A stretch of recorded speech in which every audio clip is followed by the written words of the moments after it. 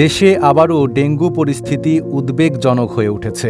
গত ২৪ ঘণ্টায় এডিস মশাবাহিত ডেঙ্গু জ্বরে আক্রান্ত হয়ে মৃত্যু হয়েছে ৫ জনের, যা চলতি বছরের মধ্যে একদিনে সর্বোচ্চ মৃত্যু। একই সময় নতুন করে হাসপাতালে ভর্তি হয়েছেন আরও ১৫৯ জন ডেঙ্গু রোগী। এদের মধ্যে সবচেয়ে বেশি ১২৪ জনই বরিশাল বিভাগের।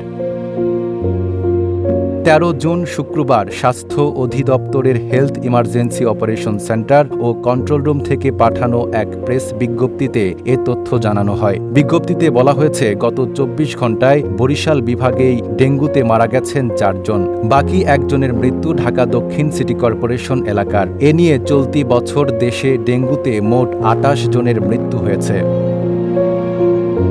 হাসপাতালে ভর্তি হওয়া রোগীদের মধ্যে বরিশাল বিভাগে ১২৪ জন, চট্টগ্রাম বিভাগে ৯ জন, ঢাকা বিভাগে ৯ জন, ঢাকা দক্ষিণ সিটিতে ১২ জন, ঢাকা উত্তর সিটিতে ১ জন, খুলনা বিভাগে ৩ জন এবং সিলেট বিভাগে ১ জন রয়েছেন।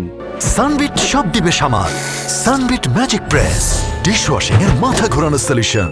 এদিকে ২৪ ঘণ্টায় সুস্থ হয়ে হাসপাতাল ছেড়েছেন ১০৪ জন ডেঙ্গু রোগী। চলতি বছরে এখন পর্যন্ত ছাড়পত্র পেয়েছেন মোট ৫,০১১ জন। ১৩ জুন পর্যন্ত দেশে ডেঙ্গু আক্রান্তের সংখ্যা দাঁড়িয়েছে ৫,৫৭০ জনে। আক্রান্তদের মধ্যে ৫৫.৩% পুরুষ এবং ৪৪.৭% নারী রয়েছেন।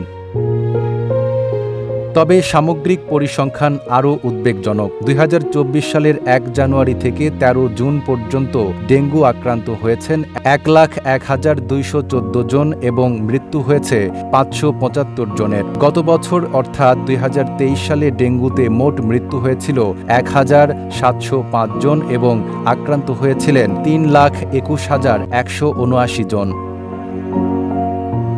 নাঈম আরাবী, ঢাকা পোস্ট।